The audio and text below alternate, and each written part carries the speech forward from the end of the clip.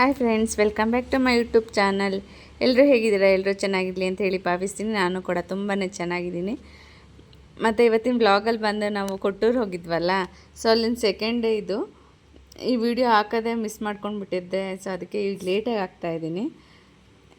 ಇದು ನಾವು ಅವತ್ತು ರೂಮ್ ಸಿಕ್ಕಿಲ್ಲಲ್ಲ ಕೊಟ್ಟೂರಲ್ಲಿ ನಮಗೆ. ಆಮೇಲೆ ನೆಕ್ಸ್ಟ್ ಡೇ ಮಾರ್ನಿಂಗ್ ಸಿಕ್ತು ರೂಮು. ಸೊ ಫ್ರೆಶ್ ಅಪ್ ಆಗೋಕ್ಕೆ ಅಂತೇಳಿ ಒಂದು 2 hours ಅಷ್ಟೇ ತೊಗೊಂಡಿದ್ವಿ. ಇವಾಗೆಲ್ಲ ಫ್ರೆಶ್ ಅಪ್ ಆಗಿಬಿಟ್ಟು ಇವಾಗ ಇನ್ನೊಂದು ಅಲ್ಲೇ ನಿಯರಲ್ಲೇ ಒಂದು ರಾಜರಾಜೇಶ್ವರ ಅಂತ ಒಂದು ಟೆಂಪಲ್ ಇದೆ. ಆ ಟೆಂಪಲ್ಗೆ ಹೋಗೋಣ ಅಂತೇಳಿ ರೆಡಿ ಆಗ್ತಾ ಇದ್ದೀವಿ.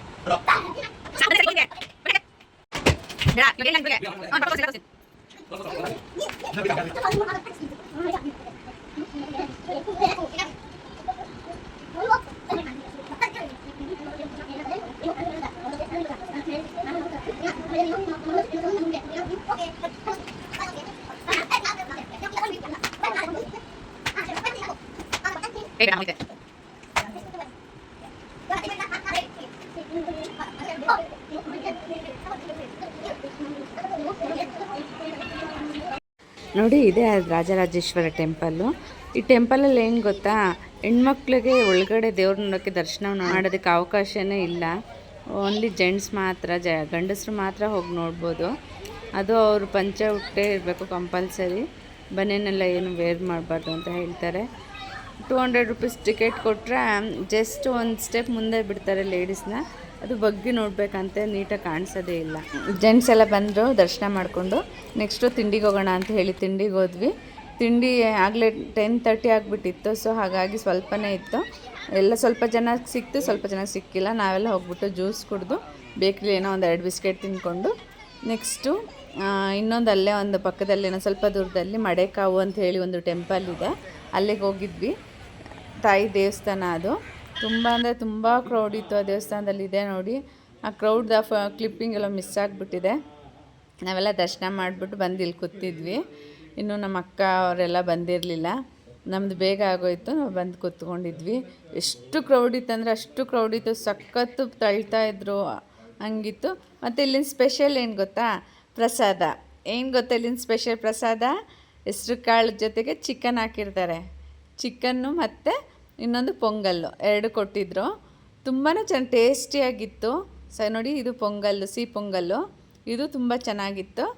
ಆಮೇಲೆ ಇದು ಹೆಸ್ರು ಕಾಳಿಗೆ ಚಿಕನ್ ಹಾಕಿ ಮಾಡಿದ್ದು ಫ್ರೈ. ತುಂಬ ಚೆನ್ನಾಗಿದೆ, ನಂಗಂತೂ ಸಖತ್ ಇಷ್ಟ ಆಯಿತು. ನಮ್ಮ ಡ್ಯಾಡಿ ಸ್ವಲ್ಪನೇ ತಿಂದರು, ಮಿಕ್ಕಿದ್ದು ನಮ್ಮ ಡ್ಯಾಡಿದು ನಾನೇ ತಿಂದ್ಕೊಂಡೆ. ಅಷ್ಟು ಟೇಸ್ಟಿ ಅನಿಸ್ತು ನನಗಂತೂ. ಯಾಕೆಂದರೆ ಕೇರಳದಲ್ಲಿ ಊಟ ತಿಂದೇ ಯಪ್ಪ ಒಂದೇ ದಿವಸಕ್ಕೆ ಬಾಯಿ ಕೆಟ್ಟಂಗೆ ಆಗಿಬಿಟ್ಟಿತ್ತು. ಬಟ್ ಇಲ್ಲಿ ಪ್ರಸಾದ ತುಂಬಾ ಚೆನ್ನಾಗಿತ್ತು.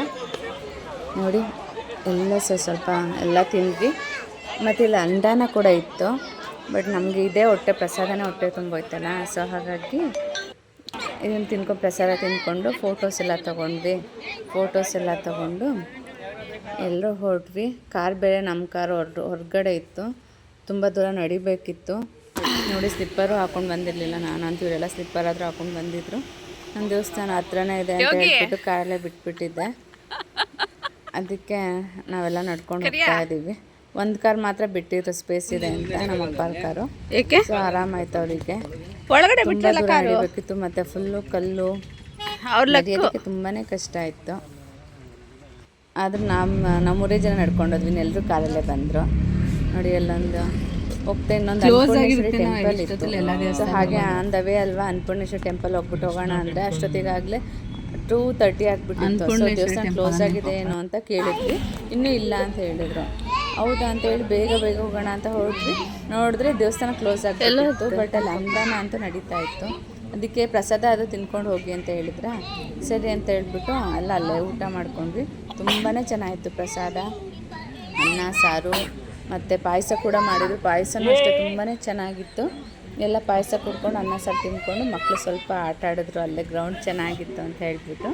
ಮಧ್ಯಾಹ್ನ ಆಗಿದ್ದರಿಂದ ಅಲ್ಲಿ ಜನ ಏನಿರಲಿಲ್ಲ, ಹಾಗಾಗಿ ಆ ಮಕ್ಳಿಗೆ ಆಟ ಆಡೋದು ತುಂಬಾ ಚೆನ್ನಾಗಿತ್ತು. ಆಟ ಆಡ್ತಿದ್ದಾರೆ ನೋಡಿ, ಮರಳಲ್ಲೆಲ್ಲ ಮರಳು ಎತ್ಕೊಳೋದು ಹಿಂಗೆ.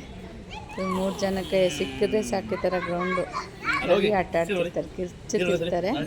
ಆಟ ಆಡ್ಕೊಂಡು ಆಮೇಲೆ ಸ್ವಲ್ಪ ಒಂದು ಹಾಫ್ ಆನ್ ಅವರ್ ಹಂಗೆ ಟೈಮ್ ಸ್ಪೆಂಡ್ ಮಾಡಿದ್ವಿ.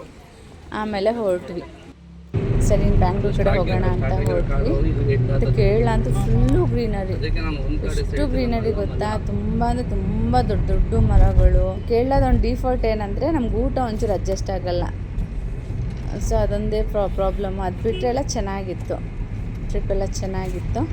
ಈಗ ನೋಡಿ ಹೇಗಿದೆ ಫಾರೆಸ್ಟು, ತುಂಬಾ ಚೆನ್ನಾಗಿದೆ.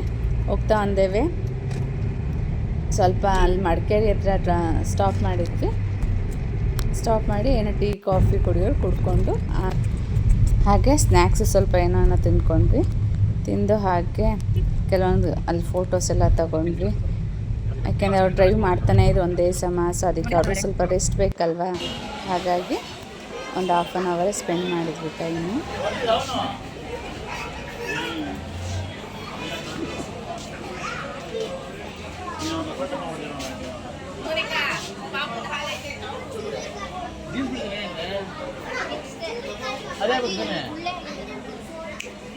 చెప్పు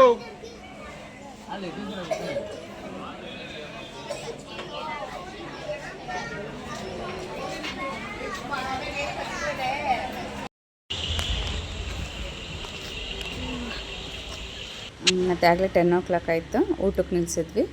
ಊಟ ಏನಷ್ಟು ಟೇಸ್ಟಿಯಾಗಿ ಏನಿರಲಿಲ್ಲ. ನೆಕ್ಸ್ಟ್ ಊಟ ಮಾಡಿಕೊಂಡು ಮನೆ ಕಡೆ ಹೊರಟ್ವಿ. ಈ ವಿಡಿಯೋ ಏನಾದ್ರು ಇಷ್ಟ ಆಗಿದ್ರೆ please share, subscribe and like. Okay, thank you so much. Bye.